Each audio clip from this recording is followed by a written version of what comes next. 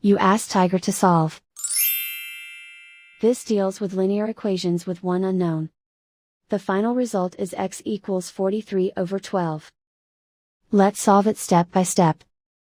Group all constants on the right side of the equation. Add 19 over 6 to both sides.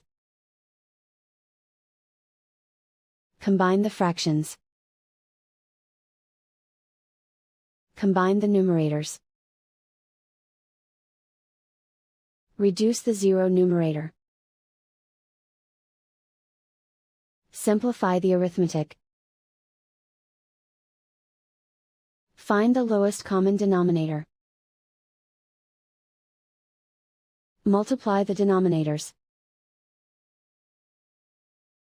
Multiply the numerators. Combine the fractions. Combine the numerators.